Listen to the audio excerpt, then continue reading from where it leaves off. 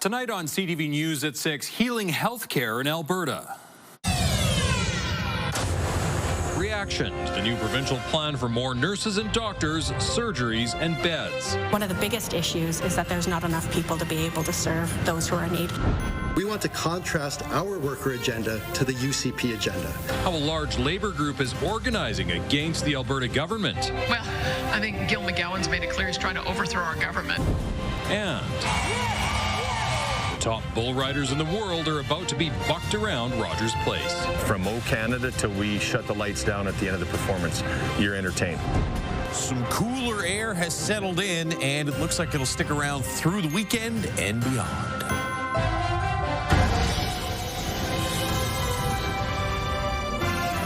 CTV Edmonton, local breaking news with Jeff Hastings.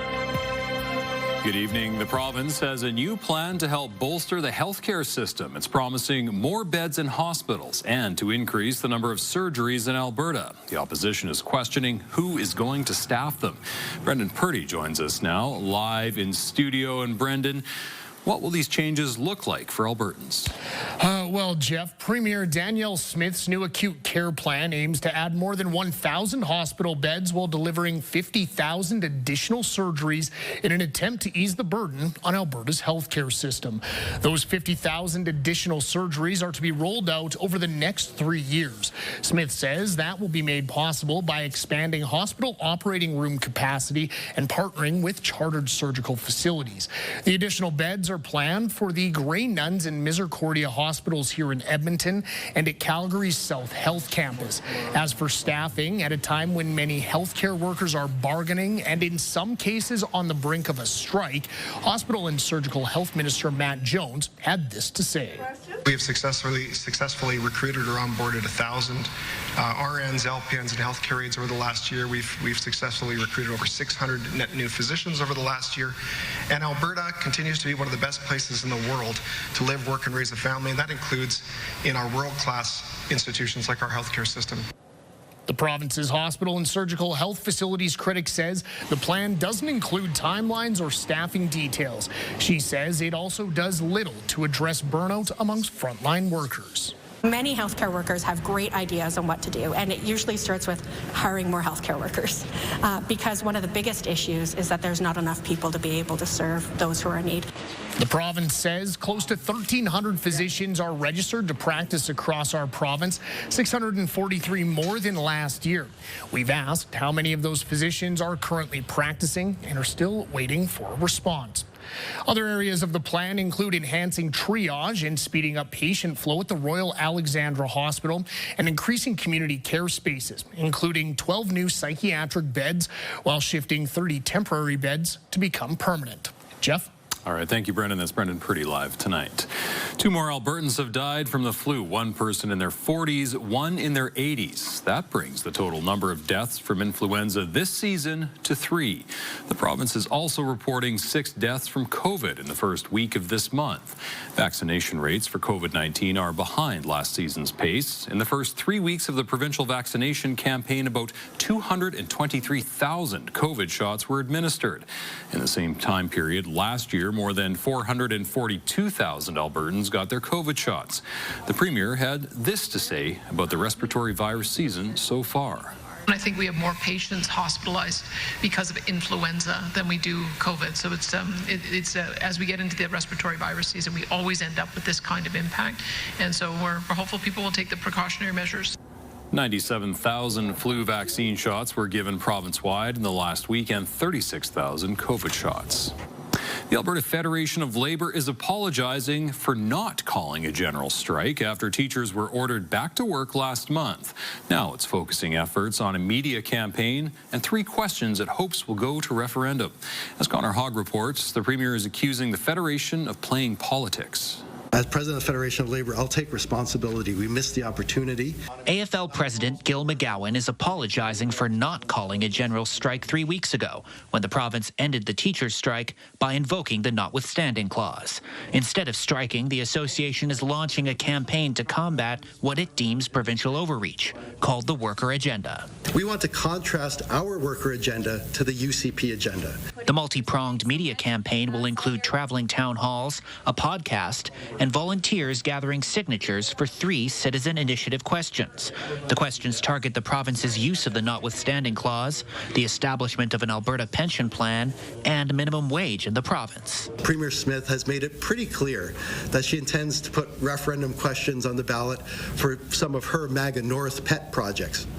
We're going to counter that effort by working to get some referendum questions on of our own on the ballot. McGowan alleges the UCP government is deliberately underfunding Elections Alberta to interfere with citizen-driven recall petitions that the AFL is not part of, but supports. If they continue to defund Elections Alberta, the emperor will have no clothes. Well, I think Gil McGowan's made it clear he's trying to overthrow our government. What we're seeing is that somebody is playing around with, I think, what is a legitimate process and making a mockery of it, quite frankly. Mount Royal University Associate Professor of Policy Studies Laurie Williams says many Albertans are taking advantage of provincial petition and recall legislation. While she warns there could be a point where citizen initiative fatigue sets in, she says aspects of the worker agenda campaign and corresponding questions could generate more momentum than a general strike. If properly or effectively organized, that momentum could spell a real challenge to the Alberta government. McGowan says general strike conversations are ongoing. The first worker agenda town hall will take place in Red Deer on Monday. Connor Hogg, CTV News, Edmonton. Leduc RCMP investigating child pornography and sexual assault offenses against children have charged 4 people. In August, RCMP arrested Maxence Valade and charged him with the production of child pornography and 7 counts of sexual offenses against children. Investigators searched his home in Leduc and seized several items. They say they found information inside leading them to additional victims and suspects. In October, police arrested 2 women in Edmonton and charged them with child pornography-related offenses. 34-year-old Sydney Burns and 24-year-old Fannie Mae Salvador. Another woman in Edmonton was arrested last week. 29-year-old Jessica Lee Wood is charged with sexual interference. A West End apartment building gutted by fire has been torn down. The building is now rubble. The area is taped off. Flames broke out just after 5 Wednesday night. Injuries have been reported. 22 tenants are displaced, along with about a dozen pets. Edmonton Fire Rescue Services is still investigating the cause. And charges have been stayed against the president of an Edmonton property development company that owes seniors millions of dollars from life lease contracts. Greg Christensen of the Christensen Group of Companies was facing 6 charges of failing to return a life lease entrance fee within 180 days. The Crown Prosecution Service says it reviewed the evidence and determined there was no likelihood of conviction, so it was not in the public interest to proceed. The charges were stayed last month. A life lease is when someone pays a large sum up front plus operating costs to live in a unit for the rest of their life. If they die or have to move out, the majority of their initial investment is to be returned. The Alberta Life Lease Protection Society says there are still $88 million outstanding to those who terminated their life leases up to October 17th. A water quality advisory for the Sturgeon River has been lifted. Alberta Health Services says it's now safe to use the river for recreation. The advisory was issued in April after a wastewater pipeline leak dumped sewage into the river. AHS says recent water tests show the impact of the leak has dissipated. The advisory was originally issued for the Rivercrest area near Benoit Bridge and for a section of the river northeast of the Ray Gibbon Drive Bridge near St. Albert. Healthcare workers are working to limit the number of tuberculosis cases among Edmonton's homeless population. Back in October, Primary Care Alberta declared a tuberculosis outbreak in Edmonton's inner city. Edmonton's lead medical officer of health says every case of tuberculosis is traced and investigated. On an annual basis, we might see 3 to 4 cases of tuberculosis within our inner city population overall. Year to date, we've seen 11 or 12 cases, which is a number higher than what we normally see. Dr. Chris Sikora says if you have a cough lingering for more than 2 weeks, you should see a doctor. A portion of Jasper Avenue has reopened to traffic. In the spring, the roadway was reduced to 1 lane in each direction from 114th Street to 117th Street, so workers could make improvements to Jasper Ave. The project includes upgraded sidewalks, pedestrian crossings, and transit access points. Relocating a water main along Jasper Ave is also part of the ongoing work. The city says there will be temporary single-lane closures during off-peak hours as they install streetlights. The next phase of the project will focus on Jasper Ave between 117th Street to 121st Street. That work starts next spring. After 30 years in business, the owners of King Noodle House in Chinatown have put it up for sale. Also for sale, their famous and very secret soup recipe. Armin Issa has more. Tan Hong has served thousands of bowls of pho over the past 30 years at his King Noodle House restaurant. The secret to his success is a specialty soup. I dream a plan for open the restaurant, doing for the pho from my recipe from my family, from my grandfather. A family recipe spanning 3 generations, imported from Vietnam. He says the broth is behind the business's longevity and lots of laughs with customers. After they empty the bowl of the soup, they leave the bowl, they drink up empty the broth, and they show me 10. Oh, good, 10. Oh, thank you, very good, you smart guy. Yeah. Now the family is stepping aside for someone else to make new memories. With multi-generational family businesses, basically, you always have this conversation, are the children going to take over? And for us, the timing is just not right for us, but we also want our parents to rest. King Noodle House is up for sale, along with the famous pho recipe that no one outside the family knows how to make. People can get the recipe, get the training from my mom in our kitchen, and then open up their own space somewhere that they would like. Hong didn't have much besides the recipe when he and his family fled Vietnam in the 80s in a boat he and his brother built, an image immortalized behind the till. Now, as he moves on to the next chapter, he's leaving the recipe behind. We have to quit because, with the people, when you leave, you get old. After you feel everything, you can't do that anymore. The Hongs hope this recipe falls into the right hands and can be passed down from one generation to another by a new family. Nair Misa, CTV News, Edmonton. Josh, a little bit of snow late in the week. We know we're getting more eventually, a lot more, but is there any more in the immediate future? Yeah, listen, skiers are not going to be happy to hear this. Marvin Basin at least got 15 centimeters in the last 24 hours. But here in the city, a little skiff last night, but I don't think that lasts till the end of the weekend. And then it's not until Tuesday of next week that we get our next chance at seeing a little bit of snow. It's -2 in Edmonton right now as it has cooled off pretty significantly from where we were earlier this afternoon. We were at +2 earlier in the day today. Look south of the city. It's -6 already at the airport. 1 is the average high for this time of year. So we were back close to average today. And it actually looks like we'll be around to just slightly above average now for the next week and a half. So no big cold spell coming, but it's certainly not going to be as warm as what most of the first 2 weeks of November have been. We do have some snow coming down in southern Alberta, especially in the southeast corner of the province. You can see the Edmonton area through central and north central Alberta. Skies are pretty clear out there, and they'll stay that way at least early this evening. We'll drop to about -4, -5, mid to late this evening, and then we'll get some increasing cloud cover after midnight. So a cloudy start to the day tomorrow, about -7 in the morning, and then around 3 degrees with some clearing tomorrow afternoon. And after a gusty day today, wind should be pretty light. A little bit warmer for Sunday, somewhere in the 5-degree range, and then that little bit of a chance of snow for Tuesday. We'll get into all that in a little more detail in just a few minutes. Sounds great. Thanks, Josh. Still ahead on CTV News at 6, a push for an increase. The Alberta Advantage is eroding, and it's eroding quickly. The bill the Alberta NDP is about to table in hopes of bridging cost of living gaps, also coming up. You can't launch a campaign like Alberta is calling and bring hundreds of thousands of people to the province without adequate support for them. A hot button issue at this year's Alberta Municipalities Convention.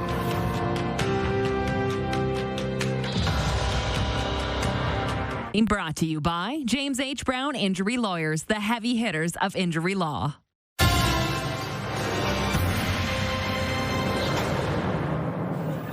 The Alberta NDP is pushing for an increase to minimum wage in the province. As CTV's Amanda Anderson reports, one group estimates it would need to be even higher than what they're proposing for people to live comfortably in Edmonton. The Alberta Advantage is eroding, and it's eroding quickly. That's why the Alberta NDP plans to introduce Bill 201, known as the Protect Workers Pay Act. That will increase the minimum wage in a way that is methodical, in a way that will not badly impact business, but will really help people earning minimum wage. In fact, it'll help all wage earners in Alberta. The bill proposes increasing minimum wage $1 annually over 3 years, reaching $18 an hour by 2027, then having it indexed to inflation. It's not radical. It's phased in over time to recognize the needs of small business, but we do need to do something. Alberta's minimum wage was last raised in 2018 and is the lowest in the country. It's also about $5 less than this year's estimated living wage in Edmonton, which sits around $22.30 an hour. A living wage is the amount needed to make on a per hour basis to afford to meet your basic needs as well as to participate in the community. Ryan Lacanalao, an economist with the Alberta Living Wage Network, says the living wage has gone up, primarily because of higher insurance costs, rent, and changes to childcare subsidies. A spokesperson for the Jobs, Economy, Trade and Immigration Minister says the Alberta NDP's past wage increase cost thousands of youth jobs. In an already high-pressure entry-level job market stemming from out-of-control immigration and population growth, the last thing we want to do is make that worse by threatening the jobs of our youth through unconsulted increases to minimum wage. As for the gap between minimum and living wage, he says only 5.2% of workers in Alberta are earning the minimum, and the vast majority are young people still living at home. And the ones making $15 an hour are just a small portion of them. So look at the stats of all of them. When we look at the stats of those making $20 an hour or less, for example. Bill 201 is expected to be introduced in the legislature on Monday. Amanda Anderson, CTV News, Edmonton. Population growth in Edmonton and Calgary was one of the hot-button issues at this year's Alberta Municipalities Convention. More than 1,200 local leaders were in Calgary this week discussing the future of the province. The three-day event gave municipal leaders a chance to meet with provincial officials and debate issues affecting their communities. Edmonton City Councillor Michael Jan says population growth was a major talking point throughout the conference. Jan says the province isn't doing enough to support booming population growth in Alberta's two largest cities. We need the provincial government who really has the purse, who really has the ability to provide, to come to the table. You can't launch a campaign like Alberta is calling and bring hundreds of thousands of people to the province without adequate support for them. So that was a common theme I heard. Jan says the convention was also a great chance for Edmonton's new council to meet Calgary's new council. He says he looks forward to bolstering those relationships over the next 4 years. Former city councillor and mayoral candidate Tim Cartmel is leaving the municipal party he helped create.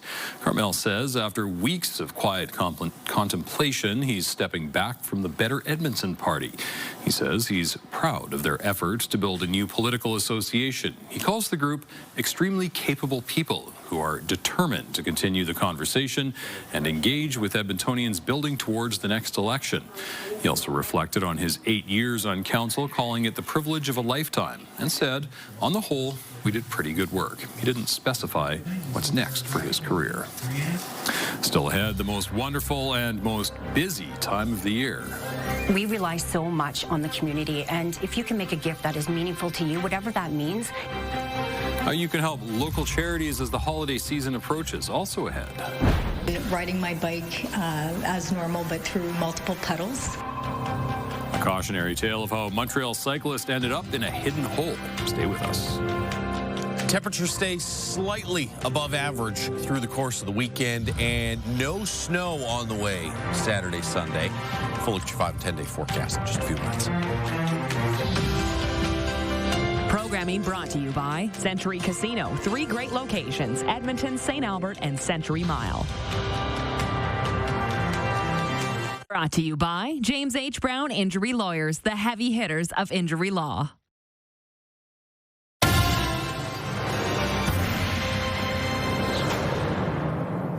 Local charities are gearing up for what could be one of their busiest seasons yet. Rising costs are straining household budgets, leaving more families in need of assistance this holiday season. Sasha Pietramala has more.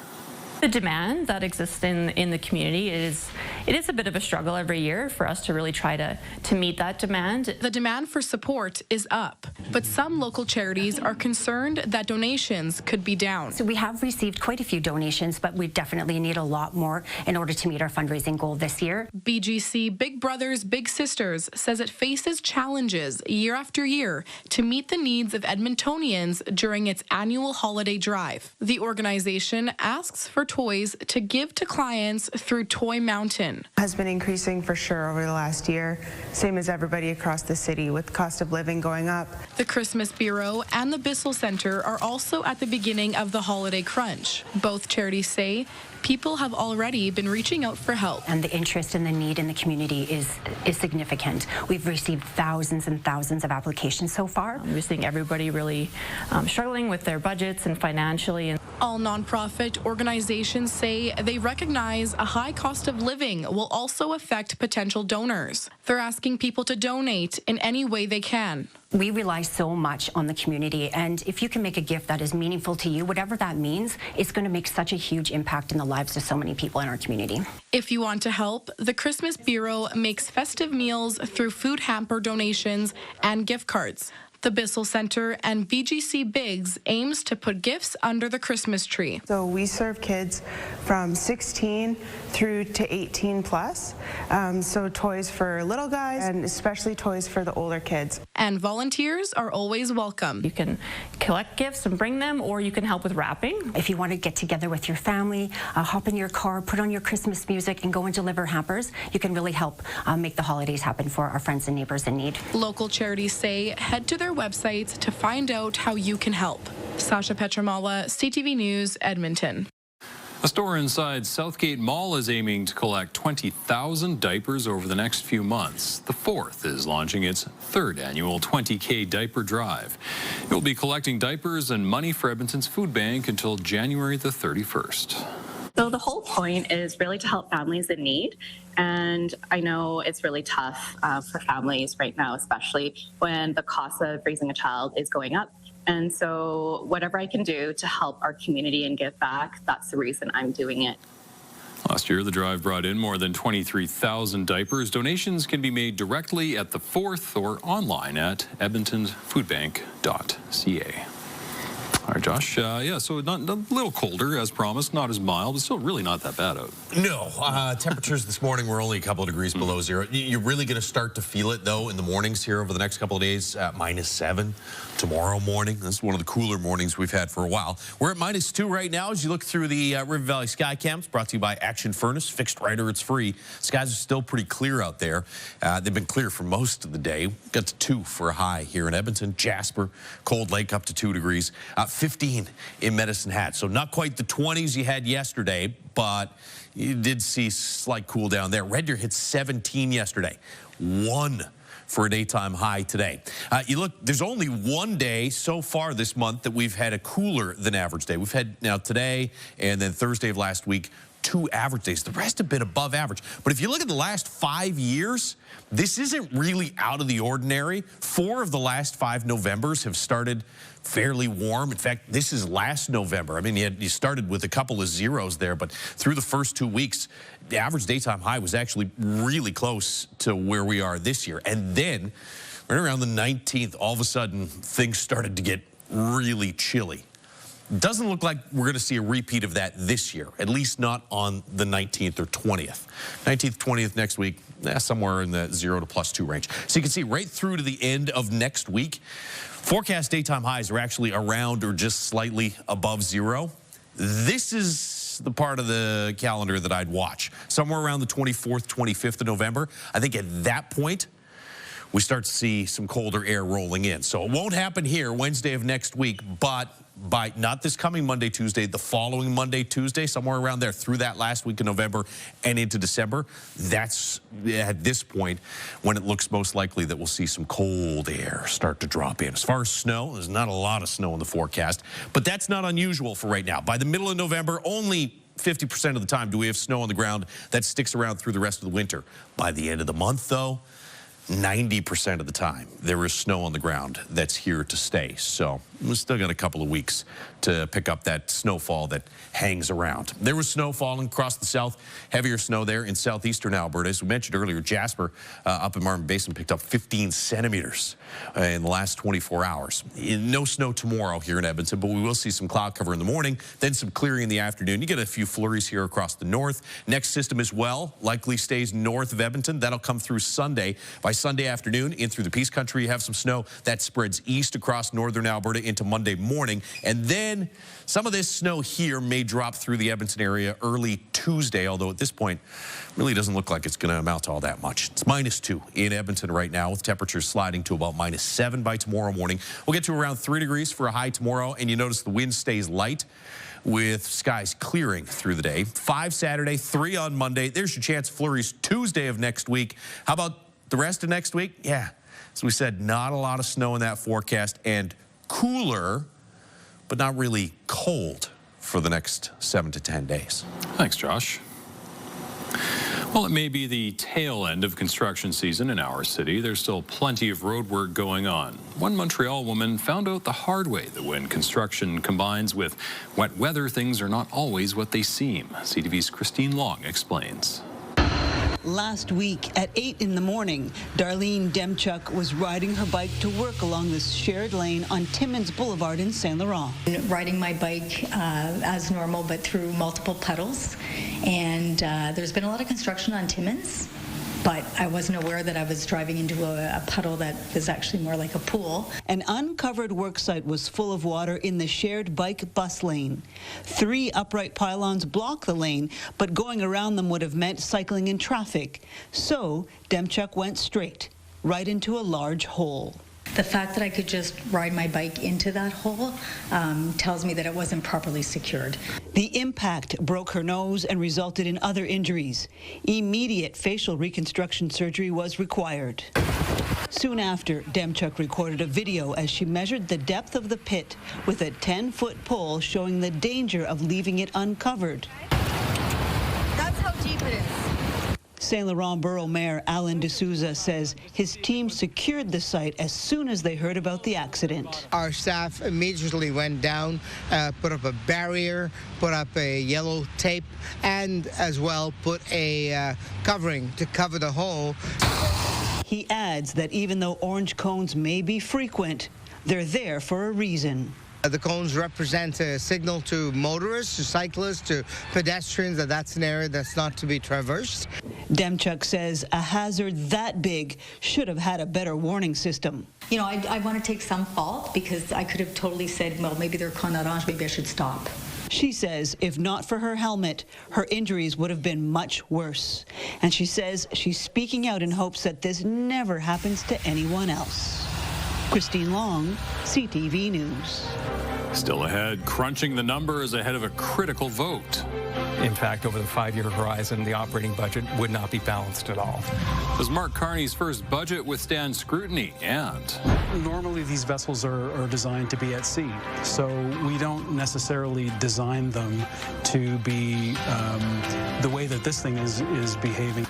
The challenges and dangers posed by an East Coast shipwreck. Stay with us. Help us build a mountain of toys. Donate today at ctvedmonton.ca. Programming brought to you by Boston Pizza's 5 Days of Pizza for Ben, supporting the Ben Stelter Foundation.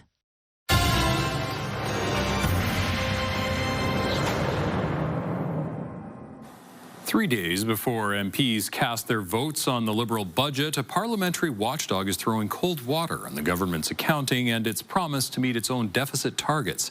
CTV's Judy Trin reports. There is one figure all sides agree on. Budget 2025 comes with a whopping $78 billion deficit. Parliament's budget watchdog says that digging out of the hole will be harder than the Liberal government is letting on. We think that the definition the government's used around capital investments is overly expansive. And in particular, they've thrown some things in there, some categories of spending, which other jurisdictions in other countries would not typically include. Under Mark Carney, the budget is split into operational costs, day-to-day expenses like the salaries of public servants, versus capital investments, such as long-term funding for major projects. The United States has changed. That's their right. We must respond. That is our imperative. And the budget builds Canada strong by focusing on what we can control. Despite the record deficit, the finance minister says the government will balance the operating side in 3 years and shrink the deficit to GDP ratio starting next year. 100% of our MPs oppose the costly Carney credit card budget that is going to drive up the cost of food, housing, and living. The government's categorization of $311 billion in capital investments is significantly higher than the watchdog's number of $217 billion. It's a difference of $94 billion that the budget officer says should be added to operational costs, making it less likely for the government to balance that side of the ledger. In fact, over the 5-year horizon, the operating budget would not be balanced at all. The budget watchdog is recommending that independent experts determine exactly what is a capital investment, given how subjective the definition can be. As for Monday, Parliament resumes, and the public should brace for another round of confidence votes on the budget. Judy Trin, CTV News, Ottawa. At least 3 people are dead after a bus rammed into a group of people lined up at a bus stop in Stockholm, Sweden. I just feel for the victims' families. I mean, they're just waiting to get on their bus home, and then that will be the last thing. Yeah, it's just so surreal. The crash occurred during afternoon rush hour. As a matter of protocol, the bus driver was arrested and a manslaughter investigation has been opened. The cause of the crash is unknown. Russia unleashed a barrage of deadly drone strikes on Kyiv overnight, killing at least 6 people. Explosions boomed through the city. Smoke filled the air as the strike hit Ukraine's capital. Ukrainian President Volodymyr Zelensky says Moscow launched 18 missiles and over 400 drones, making it one of the biggest strikes on the capital so far. Meantime, Ukraine launched attacks of its own targeting Russian energy infrastructure. The Canadian Food Inspection Agency says it has wrapped up its active operations at the BC ostrich farm, where more than 300 birds were culled last week. The agency says the remains of the ostriches have been disposed of through a deep burial and a BC landfill. The farm remains under quarantine. The cull was ordered nearly a year ago because of an avian flu outbreak. The case made headlines around the world. The lengthy legal battle ended when the Supreme Court denied the farm's appeal to save the flock. Professional marksmen were used for the cull. Critics called it inhumane. A challenging salvage operation is underway off the coast of Newfoundland. A wrecked cargo ship run aground, battered by a series of storms. As CTV's Garrett Berry reports, there are fears the vessel could break apart. Months of battering waves are leaving their mark. This week, salvage crews with the Canadian Coast Guard found increased structural damage inside Mediterranean shipping company's Baltic 3. In the framing, in the bulkheads, it's now more at risk of breaking apart completely. During the storm, you could see the vessel move almost independently. The stern was moving up and down and the bow a different way, and it caused more pronounced buckling at the side. The Swiss company's cargo ship has been stuck near Lark Harbour on the west coast of Newfoundland for months, ran roughly into the ground after the boat lost power in a storm in February. It was carrying cargo from Montreal to Corner Brook. A dramatic helicopter rescue saved all 20 of the crew. For 9 months now, Coast Guard workers and contractors have been cleaning up the boat and the fuel. Normally, these vessels are designed to be at sea, so we don't necessarily design them to be the way that this thing is behaving. Naval architecture instructor Winston Pinn says it's a testament to the boat's design that it's lasted so long aground, but the job of the Coast Guard is getting harder as the boat disintegrates. Those recent storms have also slowed the work of salvage crews. They've had to spend time securing and retrieving their own gear. Salvage crews aren't going to try to move the boat until sometime next spring. It's sure to be a long process. They may even have to cut it up into pieces. For now, they're going to try to make the boat heavier. They're going to pump some more water into some sections of the boat in an attempt to stabilize it where it is for the winter months. Coming up, how tariffs are shaping shopping trends this holiday season. I'm probably going to be cutting back a little bit this year, or budgeting well, or just making sure I'm buying things on like Black Friday. And Enbridge greenlights pipeline work to increase capacity to the U.S.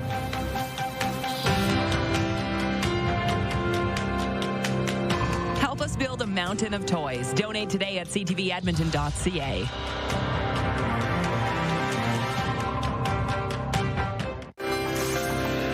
Checking on the markets, the Canadian dollar holding steady around 71 cents U.S. Oil was up $1.40, closing the day at $60.09 U.S. a barrel.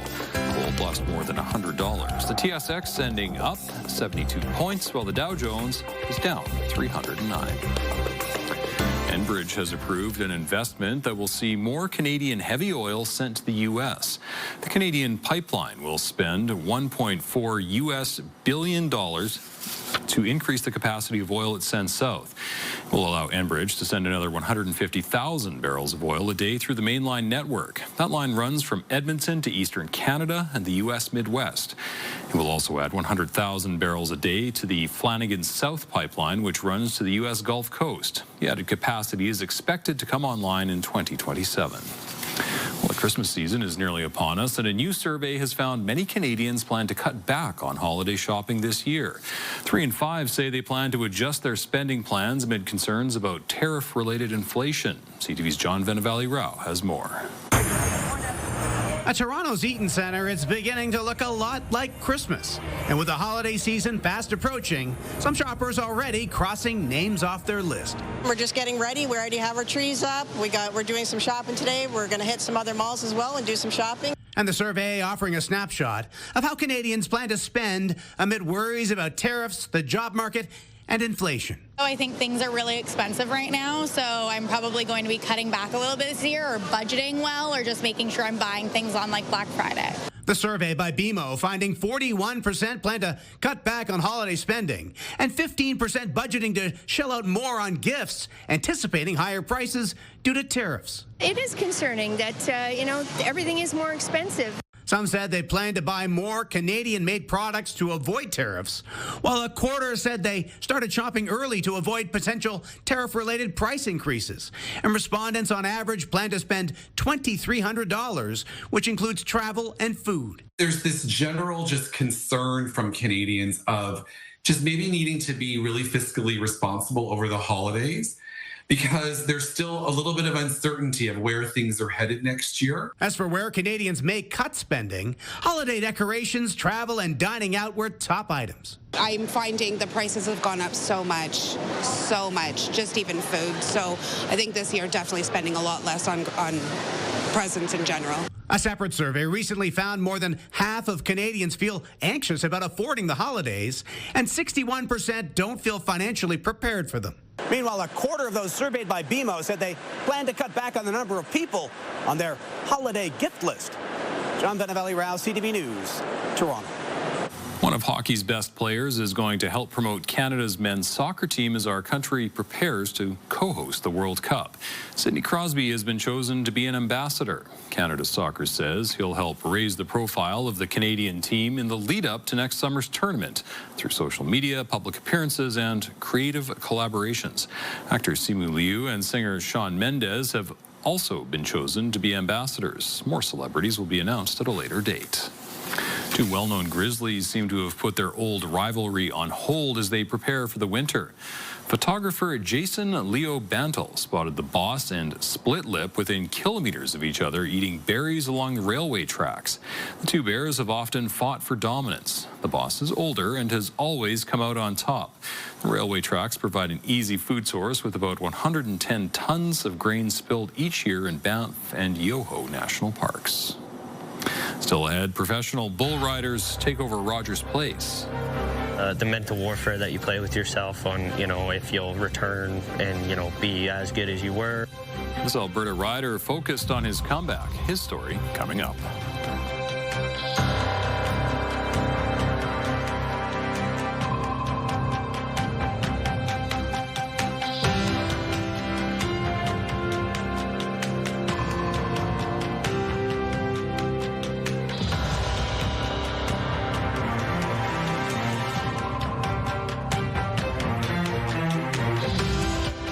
another great night of entertainment coming up right here on CTV, starting at 7 with E-Talk. Monday on your morning, how shy is too shy, and when is a tantrum something more? We have advice for parents on how to tell the difference between extreme behavior and regular development. Your Morning Edmonton, weekday. Help us build a mountain of toys. Donate today at ctvedmonton.ca.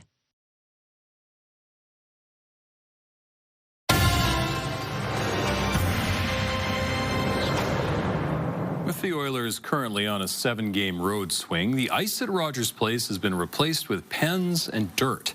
As CTV's Brendan Purdy tells us, this weekend the top bull riders in the world will battle it out for the PBR Canadian Championship.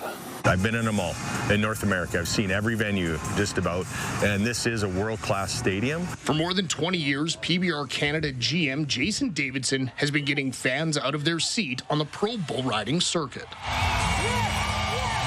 From humble beginnings, he's helped the sport grow to the biggest stages like this weekend's national finals at Rogers Place. From O Canada till we shut the lights down at the end of the performance, you're entertained. And the numbers speak for themselves. Davidson says the crowds have doubled over the 5-year Canadian finals run in Edmonton. His explanation is simple. It's hundreds of people that have been here for their first time, and we know they're going to come back. A partnership made easy between the city and PBR Canada with an expected economic impact north of $6 million over the 2-day event.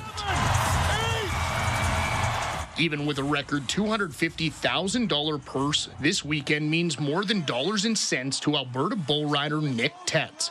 He broke his femur back in March, and Saturday will mark his 5th event since recovering. The mental warfare that you play with yourself on, if you'll return and, be as good as you were, or, everything like that, just knowing that everything that you did paid off. The Calgary native has enjoyed some memorable rides in Edmonton, claiming the Canadian Championship last year at Rogers Place. The venue is even more special given his lifelong Oilers fandom, one born from being cousins with Oilers legend Ryan Smith. It's super cool, to get to walk down the same hallway that McDavid walks out to, going out to the ice. Definitely something that I think adds a little bit of a motivating factor. Although he's out of the running to defend his national championship, he can still claim back-to-back finals event wins, a feat only accomplished once before. Brendan Purdy, CTV News, Edmonton. Clear skies out there right now. We will see some clouds by tomorrow morning, but temperatures are going to drop to around -7 before the thickest cloud cover rolls in. We'll see some clearing tomorrow afternoon, get to about 3 degrees tomorrow, 5 with a mix of sun and clouds Sunday, and then our next chance of some flurries or light snow comes Tuesday of next week, although as we said earlier in the newscast, it really doesn't look like we've got any heavy snow on the way anytime soon. So sounds like the snowmakers are out at all the local hills pumping away some of that man-made snow. You're not going to get any natural snow, it looks like, or at least no significant snow between now and the end of next week at the earliest. Temperatures also staying average to slightly above average for the next little while. All right. Thank you, Josh. And thank you very much for sharing your time with us. For news anytime, ctvnewsedmonton.ca. Have a great week.